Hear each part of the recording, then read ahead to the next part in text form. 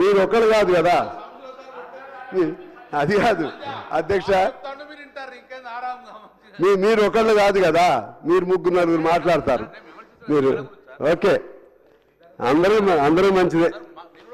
తర్వాత చేస్తా, నేను సమస్యను బట్టే మాట్లాడతాను, అందులో నో డిస్ప్యూట్. అవసరం గవర్నమెంట్ తప్పు ఏదైనా చేసినా ఇది కరెక్ట్ కాదని చెప్తాను, నాకేముంది. కాకపోతే స్నేహ పార్టీ అది, అంతమేరకు పక్క. కాంగ్రెస్ అనేది మా స్నేహ పార్టీ, మీరు పాత స్నేహితులు, వ్యక్తులుగా ఇప్పుడు కూడా స్నేహితులే. సార్ అధ్యక్ష, ప్రొహిబిషన్కి సంబంధించి ఇంతకుముందు మా మిత్రులు మాట్లాడుతుంటే నాకు ఆశ్చర్యంగా ఉంది.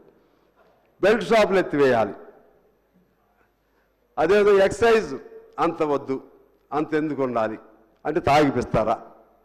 అసలు ఇది ఎవరి నుంచి ఎవరికి వచ్చింది? ఇది బెల్ట్ షాపులు ఎప్పుడు పుట్టాయి, ఎప్పుడు వచ్చాయి, ఎప్పుడు పోతుంది?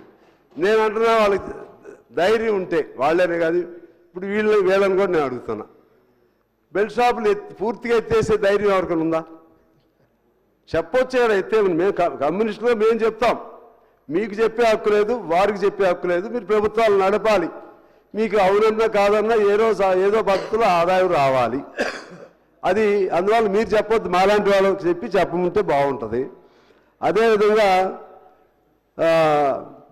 మద్యపాన నిషేధం అది పెట్టాలి. ఈ మధ్య ఆంధ్రప్రదేశ్లో పెట్టారు అధ్యక్ష, వాళ్ళందరూ వచ్చి ఇక్కడి నుంచి కొనుక్కెళ్ళేవాళ్ళు.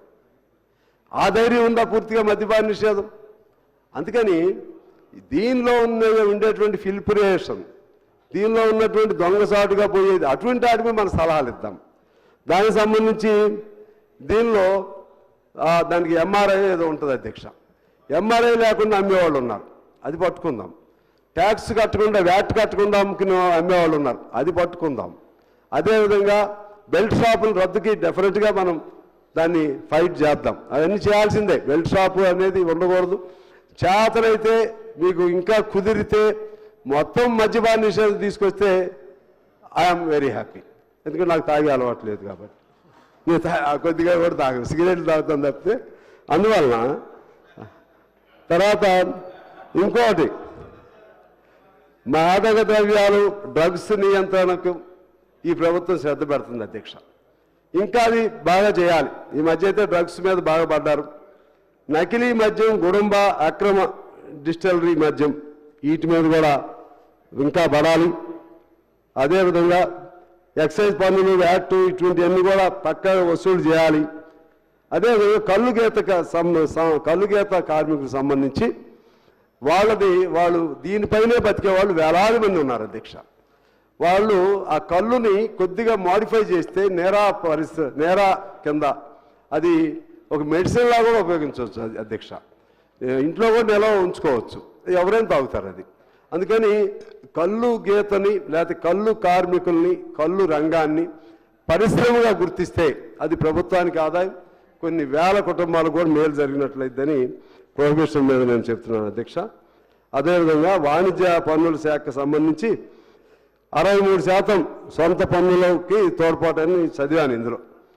దీనిలో నుంచి అసలు పన్ను ఎగవేతలు ఎన్ని అవుతున్నాయి, స్టాంప్ అండ్ డ్యూటీ ఎగవేతలు ఎన్ని అవుతున్నాయి, రిజిస్ట్రేషన్ ఎగవేతలు ఎన్ని అవుతున్నాయి, అదేవిధంగా వ్యాట్ ఎగవేతలు ఎన్ని అవుతున్నాయి, దానిపైన ఏమన్నా వాళ్ళకి అవగాహన ఉంటే ప్రభుత్వానికి అధ్యక్ష మీ ద్వారా అడుగుతున్నాను. మొత్తంగా 63% సొంత పన్నులు వస్తున్నాయి, ఇంకా తప్పించుకునేవి దొంగసాటుగా పోతున్న పన్నులు ఎన్ని ఉన్నాయి, దానిపైన అవగాహన ఉంటే మీరు మాట్లాడేటప్పుడు క్లారిఫికేషన్కి నాకు చెప్తే బాగుంటుందని కోరుకుంటున్నాను అధ్యక్ష. ఇక పర్యాటకంతో నేను క్లోజ్ చేస్తాను. పర్యాటక రంగానికి సంబంధించి నిజంగా తెలంగాణ దీన్ని ఒక టూరిజం హబ్గా చేయొచ్చు. అప్పుడు చంద్రబాబు గారు ఇక ఏ ఇజం లేదు టూరిజమే అనేవాడు. అప్పట్లో అందరూ మాకు కోపం వచ్చేది, ఏ ఇజం లేదు అంటున్నాడని. కానీ నిజంగా ఖర్చు లేని ఇజం ఏదైనా ఉందంటే టూరిజమే అధ్యక్ష. ఖర్చు లేనిది మన తెలంగాణ సంబంధించి గోదావరి ఉంది, కృష్ణా ఉంది, ఇంకా అనేక నదులు ఉన్నాయి. వాటిని ఎలా దాన్ని టూరిజం సెంటర్స్గా అట్రాక్ట్ చేసుకోవడానికి కృషి చేయాలి, ప్రయత్నం చేయాలి. చార్మినార్, గోల్కొండ, ఈవెన్ అంబేద్కర్ స్టాట్యూ, మీరు పెట్టిన అంబేద్కర్ స్టాట్యూ కూడా దాన్ని కూడా టూరిజం కింద ఉపయోగించుకోవచ్చు, అంత బాగుంది అది. అలాగే ట్యాంక్ బండ్కు సంబంధించింది, సాలార్జంగ్, ఇంకా పురాతనమైన గడులు ఉన్నాయి, యాదగిరి గుట్ట, మన కొరివి వీరభద్రస్వామి గుడి, మా ఖమ్మం జిల్లాలో బౌద్ధులు నలయాడిన నేలకొండపల్లి రామదాస్ జన్మస్థలం, అక్కడి నుంచి మళ్ళీ మా కొత్తగూడి మైన్స్, అటవీ క్షేత్రాలు, హాట్ స్ప్రింగ్, మన మణుగూరులో కిన్నెరసాని, గోదావరి అందాలు, పాపికొండలు పక్కకి వెళ్ళినా అది మనకి ఉపయోగం ఉంటుంది. నాగార్జున సాగర్, కృష్ణానది పరివాహక ప్రాంతాలు, నల్లమల అటవీ ప్రాంతం, అది మనకు కొంత అటు కొంత ఉంటుంది అనుకుంటా. ఆదిలాబాద్, కొత్తగూడెం జిల్లాల అటవీ ప్రాంతం, ఇవన్నీ కలిపితే అధ్యక్ష వీటన్నిటి మీద సమగ్రమైన ప్లాన్ ఉంటే ఇది it will become a best destination for the tourism అధ్యక్ష. ఆ విధంగా టూరిస్ట్ హబ్గా దీన్ని తయారు చేయొచ్చు. దీనికి సంబంధించి మాకు భద్రాద్రి అంటే పూర్వం భద్రాచలం ఆ పాటలు విని రాముడి మీద పాటలు వింటే ఎంత ఆ పెద్దవాళ్ళందరూ భద్రాచలం వెళ్ళాలంటే పడవ ప్రమాదాలు జరిగి 100 మంది కూడా చనిపోయారు, అయినా కూడా వెళ్ళేవాళ్ళు. అంటే రాముడి పేరుతోనూ భద్రాద్రి పేరుతోనూ అంత ఇంటిమిటీ కనెక్టివిటీ తెలుగు ప్రజలకు ఉంది అధ్యక్ష. ఒక్క మన తెలంగాణకే కాదు, ఏపీ నుంచి అయితే మరీ అట్రాక్షన్. ఆ భద్రాద్రిని ఎందుకు నిర్లక్ష్యం చేశారో నాకు తెలియదు అధ్యక్ష. చాలా అన్యాయం చేశారు భద్రాద్రికి సంబంధించి. ఆ రోజుల్లో ఉమ్మడి రాష్ట్రం ఉన్నప్పుడైతే ఆ భూములన్నింటినీ కలుపుకుంటే యాదాద్రి కంటే ఎక్కువ భూములు ఉండేవి. ఇప్పుడు భూములన్నీ అడిపోయాయి అధ్యక్ష, తక్కువ భూములు ఉన్నాయి. ఆ తక్కువ భూములకైనా సరే ఈ ప్రభుత్వాన్ని నేను కోరుతున్నాను, తక్షణం కాంపెన్సేషన్ ఇస్తే మా తుమ్మల గారు కూడా వినాలి. ఈ ప్రభుత్వాన్ని కోరుతున్నాను, తక్షణం కాంపెన్సేషన్ ఇస్తే ఆ మాడా వీధులు ఇవన్నీ చేసి ఉన్న దానిలో డెవలప్ చేయడానికి ప్రయత్నం చేస్తే it will become at least if not first it will become number 2 in Telangana. అదేవిధంగా రామునికి సంబంధించి దక్షిణ భారతదేశంలో నెంబర్ 1 అవుతుంది. యాదాద్రి గుట్టంతా తయారు చేయలేము అధ్యక్ష. అందుకని భద్రాచలం పైన ఫోకస్ పెట్టాలని చెప్పి నేను కోరుతా ఉన్నాను. అదేవిధంగా ఇందులో పనిచేసే కాంట్రాక్ట్ కార్మికులు, పర్యాటకంలో పనిచేసే వాళ్ళు దాదాపు మొదట్లో 450 మందిని తీసుకున్నారు అధ్యక్ష పర్మనెంట్గా.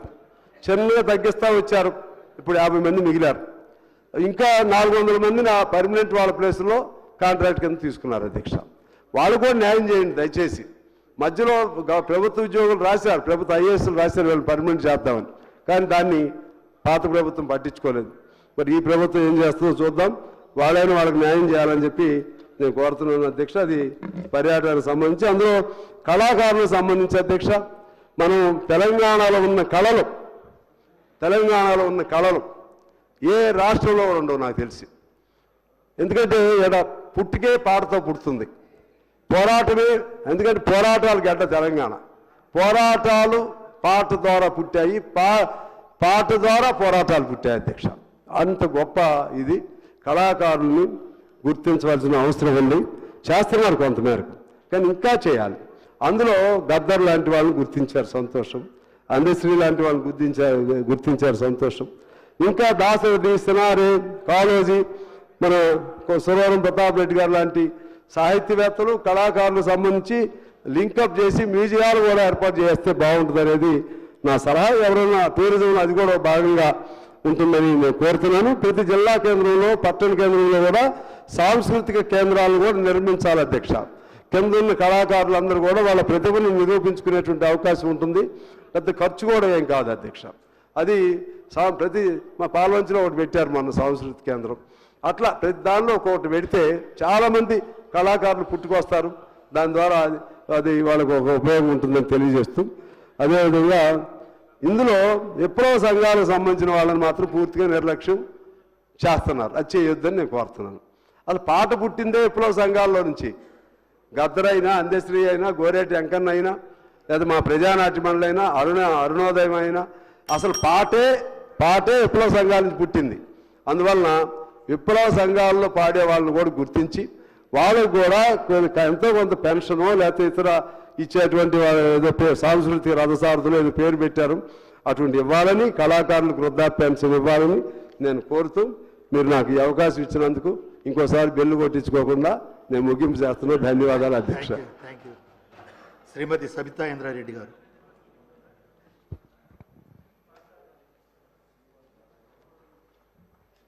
థ్యాంక్ యూ అధ్యక్ష.